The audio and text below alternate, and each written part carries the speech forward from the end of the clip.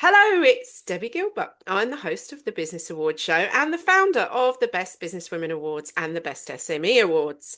And today I am joined by Dionne Popplestone. Now, she is the founder of an award-winning virtual assistant agency where she supports SMEs with everything from day-to-day admin to project management and business growth. She has over 20 years' experience spanning retail leadership, luxury brands, and large scale operations. And she brings this wealth of commercial insight to the businesses that she works with. She is super passionate about helping entrepreneurs free up their time so they can focus on what really matters, which is growing their business. So today we're going to be talking to Dionne about how to let go of your business Dun, and dun, get some dun. help. And we're going to talk about, the role of a VA and how that can support your business, but also about her award win in 2024 at the Best Business Women Awards and about what her plans are up and coming with her business. So welcome, Dionne. Thank you for having me. And it's so nice to see you again. It feels like, where's the time gone? It's I don't know crazy. where the time's gone. I mean, the last time I saw you, you were all glitz and glammed up and you were I standing know. On the on the stage and stage everything. at the BBWA, getting your silver award, I which is a fantastic know. achievement because you haven't been in Thank business you. very long, have you? No, it was a year. So I started the business in June and it was the following year, wasn't it? So yeah, 12 months. I And I know. feel like I'm approaching three and so much has happened I in know. that 2 year. Crazy. Absolutely crazy. So where did it, obviously you started the business coming up for 3 years ago. So where did the idea come from or why did you set up your business? Do you know what happened, Debbie? Do you know this is not, as you've just explained, I never set out to be a VA, I always wanted to be a business owner, but this isn't my background. My background is retail management, high street, luxury brands, running big multi-million pound stores, fashion, fashion, fashion. And then I went on to manage my own shopping centre. So Oh, wow. yeah, that was my bag. And I redeveloped the shopping centre and took it and project managed it with the landlord through a £50 million redevelopment. And that's what I did for 3 years. So renovated it and then ran it. And then I got married and then I got pregnant and I was approaching 40. And I said, do you know what? I want my own business. I don't know what I want to do though. So in my second trimester, I walked away from my lovely salary, all of that, because, I didn't really care about the, shopping centre, the multi-storey car park. It's a huge responsibility, and I just wanted to enjoy my pregnancy, which I did. But then when Elijah was approaching one, going from all of that to just being mommy at home, it was time. And I thought about what skills I had, and because I'd always managed teams, I'd always work with stakeholders, on new numbers, all of that stuff. So I thought, you know what, let me reach out to some of those stakeholders, see if they need any help with anything, just so I can work around Elijah. And that's what I did. I started reaching out and started doing a few bits here and there, but within 4 months I was fully booked. Oh my I goodness was like, me. well, I think I'm onto something here. So I still had obviously a 1 year old at home. So the only way I could, obviously, I was at capacity. So I thought I'm going to have to bring someone in. And I knew about the associate kind of business model because I didn't want, I wasn't ready for anyone on PAYE yet. It was 4 months old. So I brought in an associate VA and that then helped with the capacity and helped scale. And then we're fully booked again. So I think you can see how You were a victim of your own success, really. yeah. So it's gone from that to now there's six of us, soon to be seven, because I Wow. scale on demand and on skill sets. So yeah, that's a little bit how I started this mad, crazy journey. And you enjoying the journey working for yourself? Oh, it's bonkers, but I love it. And do you know what? I'm really big on self development and obviously development of the team, but self development. I'm 42 now and I love what I do because we work with so many different industries, different sized businesses. And I learned so much from my clients. Mm. I've got clients who are, in the sustainability world, in the chemical world, in the coaching world, so many different, and I get bits from all of them, which is great for my own development, for my team's development, and also my business growth in itself. So I'm having a whale of a time. Wow. Well, let's talk a little bit about businesses that come to you that know Yeah. they need your help, but Yes. they really struggle to let go and sort of delegate stuff to you. Mm. So, what are some of the first things that a business can think about outsourcing to you? And let's share a bit more about how the process works working Yeah. with VA. So, how I start working with a client is always book the discovery call. And on that discovery call, it's about asking the right questions Mm. because business owners know they need to delegate, but they don't want to admit they want to delegate because a lot of them think it's a sign of weakness. For some reason, if they're not doing everything themselves, they're not a great business owner. And actually, it's probably the opposite if you think about it. So it's asking the right questions to get them thinking and make them think that it's their own idea that they're giving you the stuff. So the way I always put it, I always ask the same question. So say for instance, Debbie, you have an hourly rate as a founder of, 150 pounds an hour. I Mhm. always say, would you pay someone else 150 pounds an hour to do your admin? You wouldn't, would you? No, So why are you doing it yourself? exactly. Yeah. So business owners relate to revenue. So if you can talk that language with them and break it down like that, they quickly get to understand that actually what they are doing is at the best use of their time. Mm. As a founder, what you should be doing is managing your business and your business growth and business development. That's the biggest thing for a founder. And all of the other stuff that you do on a day-to-day basis, which absolutely need to be done. So your admin, your social media management, your blogs, your newsletter, all of that stuff are part of running a business, but not necessarily the best use of their time. So that's the things that I tease out from a discovery stage. Brilliant. And that kind of then leads you to think about what the priorities might Yeah, be. yeah. Where are they spending the most amount of time? So, in your opinion, what sort of systems and processes make the biggest difference that you've seen in a small business owner? Oh, automation, Mm. absolute automation.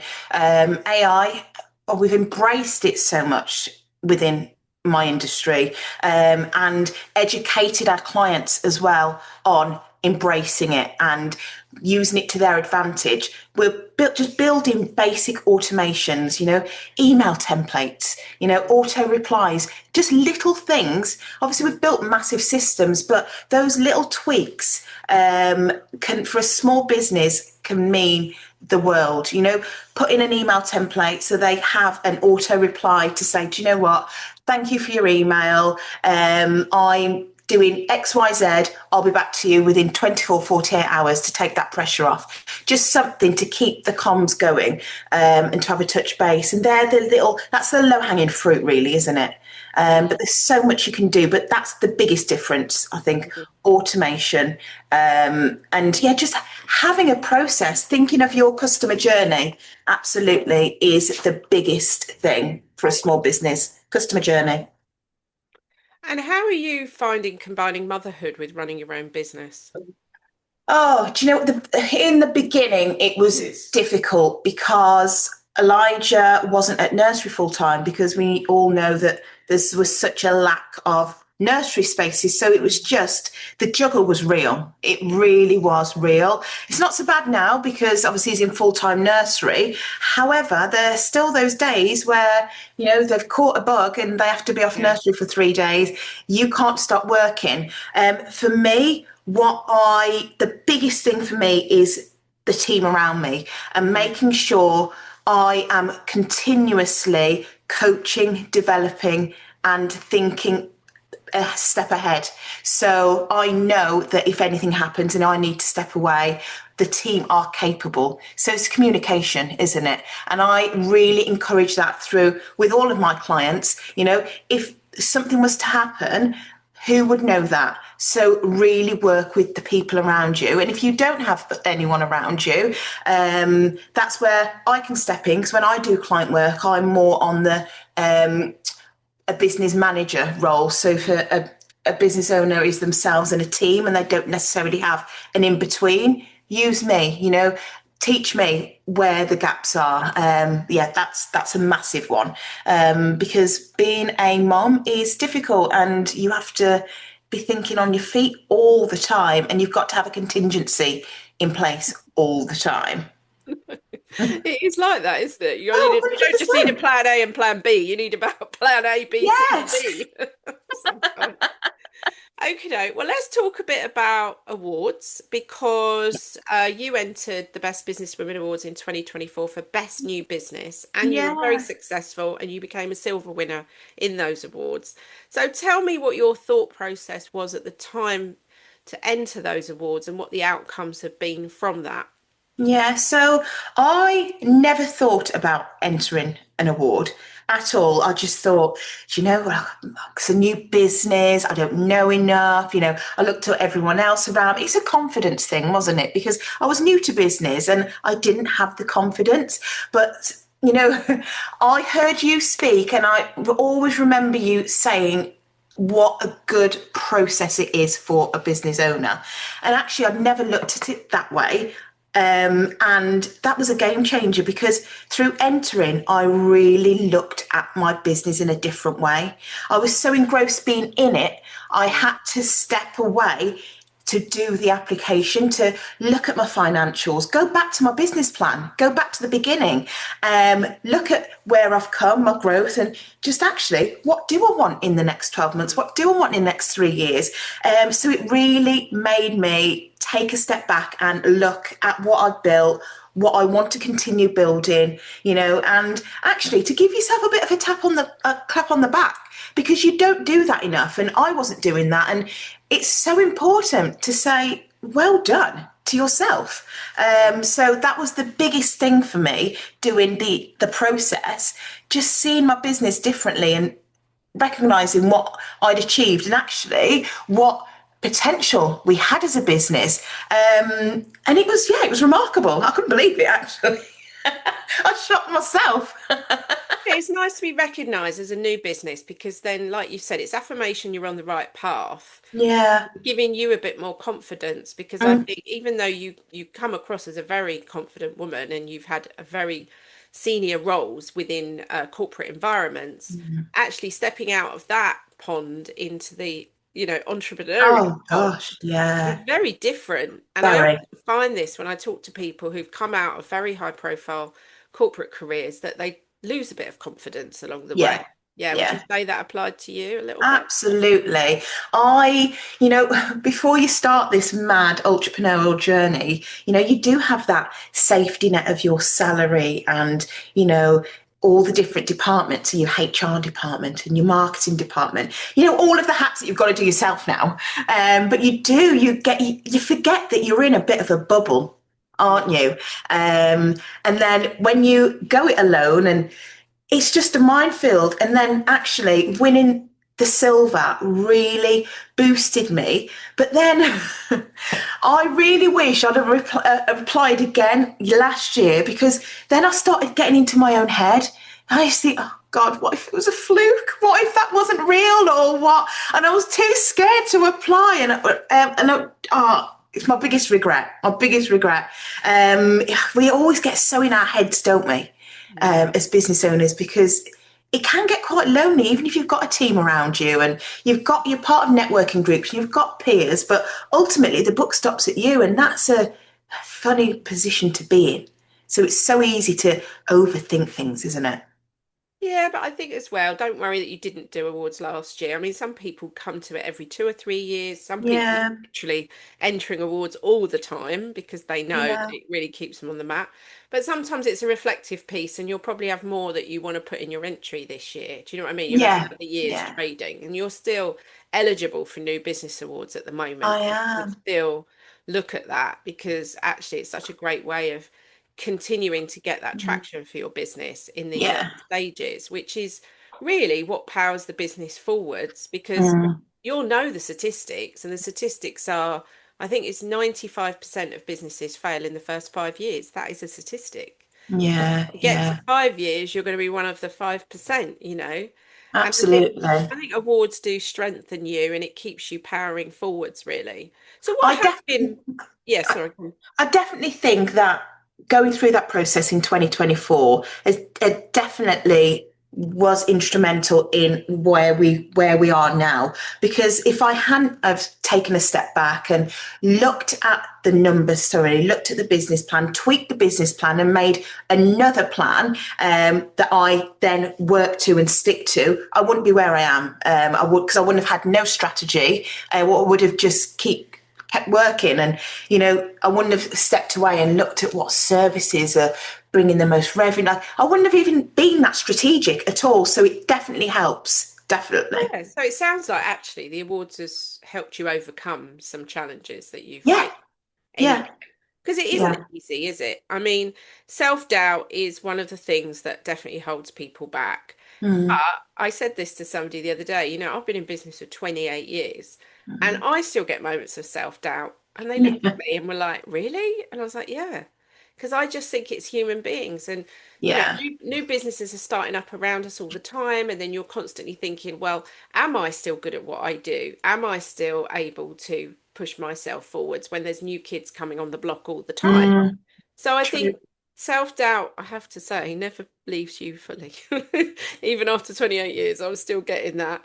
So let's talk about what keeps you focused then. What keeps you focused and motivated to go forward? I mean, I think what comes across is your passion, because Mm. that's the thing. When I very first met you, I thought, oh my gosh, Mm. she's so passionate about what she does. Yeah. So what is it the passion that's keeping you Oh, focused, motivated? absolutely. There's nothing better. But I personally love when, I've got a client and like when they've come to you and you can genuinely offer like support to them, and you get that email to say, do you know what? I'm going to book a holiday because I can, because I know that I've got all of these things Wow. off my plate Yeah. that I've not been on holiday for 4 or 5 years. So thank you. I can now do that. And I'm confident that nothing's going to go to pot while I'm gone. Or, even when you just see the relief and the weight lifted off a client when you're on a touch base call with them, that's where that keeps me going, because it makes me feel like I'm adding value to someone, to another business owner, to another business, and I'm helping them grow. And because when our clients grow, we grow. It goes hand in hand. But it's just knowing you've made a difference in someone's life and in their business. That's such a great feeling. I wish I could bottle it up.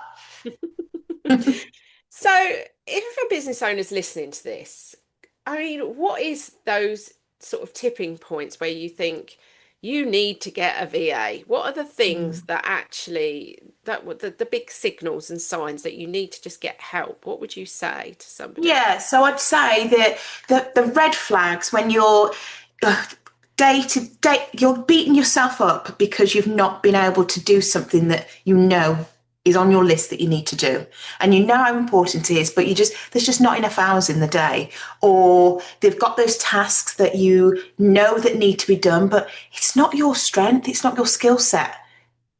And when something's not your skill set, you take twice, three times as long trying to do it because it's not your skill set, and that's okay. There's so many things that aren't my skill set. So I just don't bother.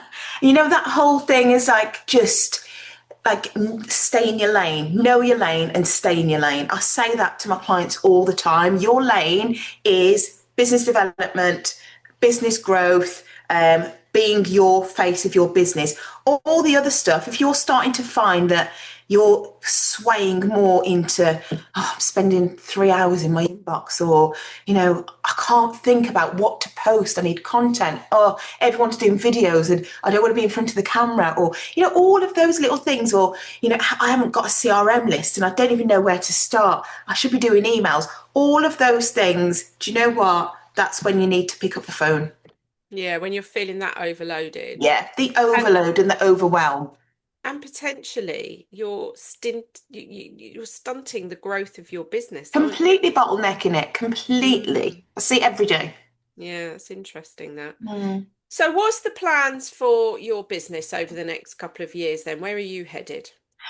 For me, I want to continue growth. I have got a target in mind. I've got a strategy for another. I'm in the process of introducing another service. That it's a service that only I offer. So a bit of growth that way. Growing with the team. The team, as I said, I'm soon to be 7, so I'm recruiting at the moment, and I. As I'm going into this year now, I've started doing more charity work. So I really want to own that role as well that I'm doing with charity. So yeah, just growth and personal growth, my team growth, and just continuing to enjoy what I do. That's it.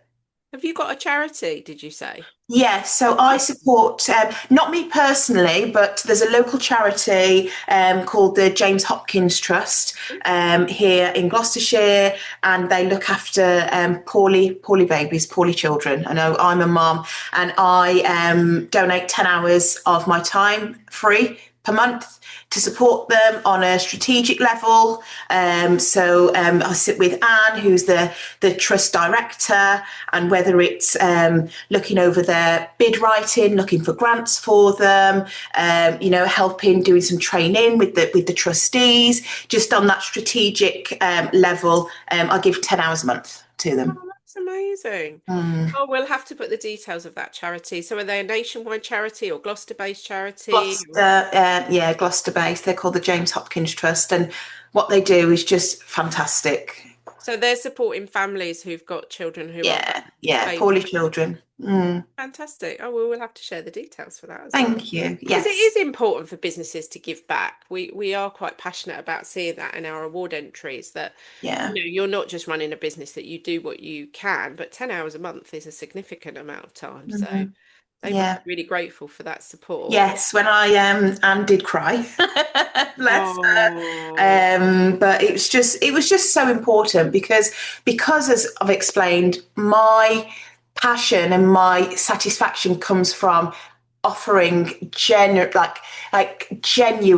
support, and mm, like you can't get better than support to a charity, especially to kids. As a mom of a yeah. 3-year-old, it just aligns perfectly. So anything that I can do. Brilliant. Mm. So, in terms of, you've expanded the team, your own visibility as a business owner, what kinds of things have you been doing to keep your business visible, or are all your work coming via word of mouth? I mean, is it? 90% is recommendation and word of mouth. And then the other is LinkedIn. I get quite approached quite a lot on LinkedIn. I've got quite a strong email list, so I do email marketing. I'm very passionate about that, so I have 2 emails a month.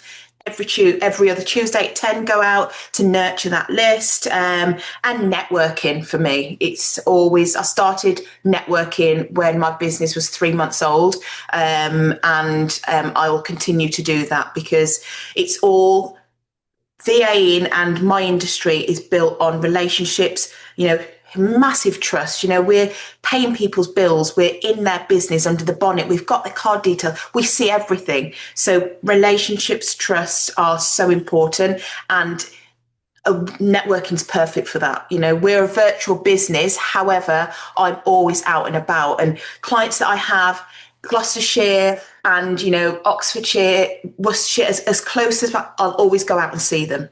So we are a virtual business, but you do get me in person if you're not too far away. So yeah, I will continue to be visible and wherever I need to be.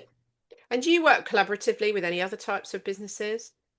Yeah, so if there's a skill set that we don't have within the agency, I'm passionate about, because of my business model, supporting freelancers and smaller businesses. So I'll always work in collaboration with another freelancer or another small business that we do not have the skill set for. So Yeah. it's really And important. do other businesses refer work to you as a collaborator? Yes, Yeah. definitely.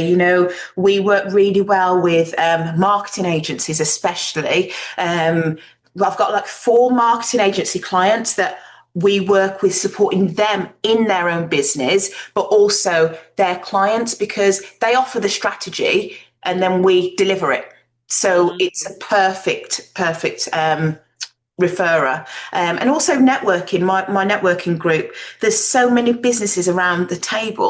There's 14, 15 of us in our group, and we're so hot on referring. And I always ask the question, if I am talking to someone, tell me, how can I refer you? Where, Oh. like, you tell me. And again, it's about learning and developing, knowing someone else's industry. So yes, I'm very passionate about that. Well, we touched on AI earlier in our conversation. I'm Mm. going to finish talking about AI because it's a massive thing and it's Yeah. impacting everybody's industries. How are you harnessing the power of AI with your business?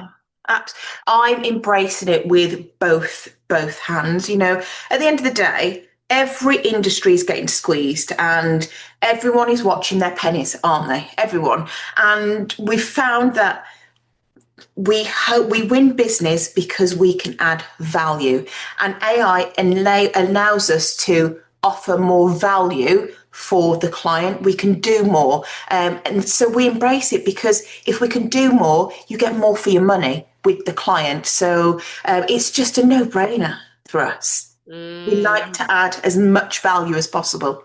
Is there any particular sites that are your favourites at the moment? Oh, I'm a hardcore original OG chat girl. I love chat. You can't. I've got uh, every one of my clients has got a custom built chat bot that just knows everything. And then I've got my own. It knows my own business. I love it. I like Perplexity Mhm. for the stats and just the real fact. It's a lot more factual. Yeah. Well, chat's so much more creative, and so I use the both of them in tangent with each other.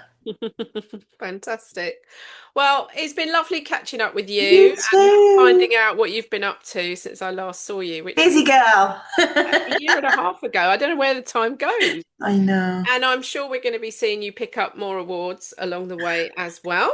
Fingers crossed. Fingers crossed. So good luck, Thank Dionne, you. and I wish you continued success with your business. Thank you for joining Thank us you. And today. thank you for having me. You're most welcome. Oh, thank If you. if you've been listening to today's episode and you have admin coming out of your ears, then we will leave Dion's details in the show notes so that you can get in touch with her and find out how she can make lovely order out of a complete Yes. mess. Yeah. Oh. Bring order to disorder. So Dionne is your girl, and we'll leave her details for you. So thank you for joining me today, Dionne. Thanks, Debbie.